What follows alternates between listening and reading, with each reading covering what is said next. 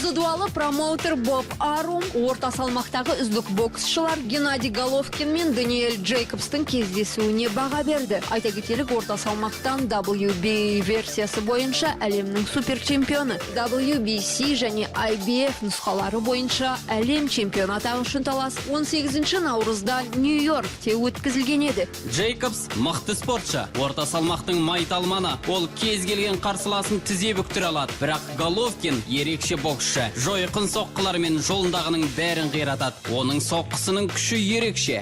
Деп тамсанған Арум Боксинскинге сұхбат беріпті. Біз әдемі жекпе-жекке куә болдық. Джейкобс өзінің бабында екендігін көрсетіп, көпшілікті таңғалдырды. Сондай-ақ бұл айқаста Головкиннің сөзсіз жеңіске жеткенін айтады. Кездесуді теледидардан қараған ол Геннадий 7 раундтың 5-еуінде басым болғанын және нокдаунды есептеу керек дейді промоутер. Бірақ оның бұл сөзімен келіспейтіндер де табылды. WBC нұсқасы бойынша жеңіл салмақтағы әлем чемпионы Михель Анхель Гарсия өз сөзінде Дэниэл Джейкобстың бұл кездесуде Геннадий Головкиннен басым түскеніне сенімді.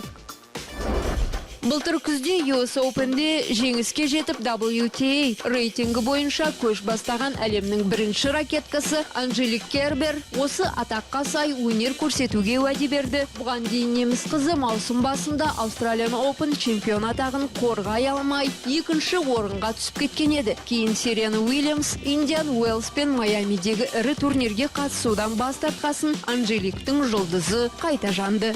Бұл жетістік маған кортқа шығуға шабыт беріп, әдемі ойын көрсетуге шақырып отыр. Бұл сезім маған таңсық емес. Сондықтан тынбай күресіп, жеңіс тұғырынан көрінуге барымды саламын. Дейді теннисші, бірақ ол жыл бойы жеңіске жете беру мүмкін еместігін айтады. Өйткені бабы мен бағы қатар келетін спорт әлемінде құлдырау мен қайта өрлеу таныс құбылыс. Былтыр жолы болмағанын спортшы осымен байланыстырады. Қазір мен өзімді жарыс алаңында жақсы сезінемін. Сондықтан әдемі теннис көрсетуге барымды саламын. Кортта кездесер басқа теннисшілер үшін бұдан келіп кетер ештеңе жоқ дейді Кербер. Оның бұл сөзі WTA-дің ресми сайтында жарияланыпты. Дегенмен US Open'дегі жеңісінен кейін Кербер сәтсіздіктерден көз ашпады. Бай болғаның үшінде салық төлейсің. УЕФА бай клубтарға салық салуды жоспарлап отыр. Футбол қауымдастықтарының Еуропалық одағының президенті словениялық Александр Чеферин бұл бастама туралы Телеграфқа сұхбат беріпті. Еуропа футболында басын ашып алатын қаржылық мәселелер жетеді. Бұл негізінен трансферлік ережелер мен ойыншылар құрамына шектеулер енгізу. Біз ауқатты клубтарға салық салуды да жоспарлап отырмыз. Әзірге мұның қашан енгізілері беймәлім. Дегенмен осы идеяны пысықтап жетілдіруге тырысамыз. Одаққа Чеферинге дейін басшылық еткен француз Мишель Платини кезінде қаржылық fair play тәртібін енгізген еді. Осы тәртіп бойынша футбол клубтарының табысы мен шығын арасында айырмашылық болмауы керек.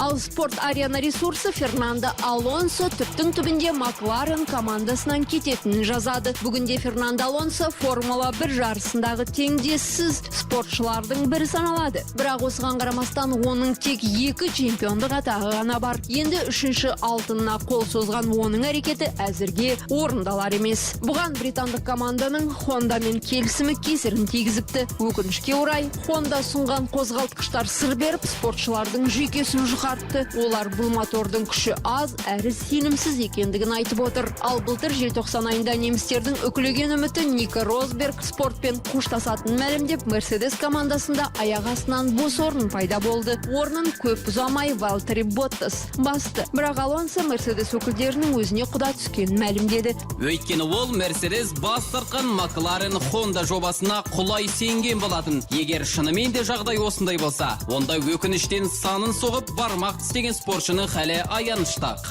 Алонсо 2017 жылдан кейін де Макларенде қалып қою мүмкін, бірақ мамандар мұның қисынсыз екендігін айтады. Мысалы, жас спортшы Стоффель Ван Дорн Honda мықты мотор жасап шығарғанша асықпай күте алады. Оның әлі уақыты бар. Тіпті 2020 жылдарға таман чемпиондыққа таласа алады. Ал 30-ды орталаған Фернандоның уақытын бос өткізбей, мүмкіндігін жіберіп алмауға асығары анық.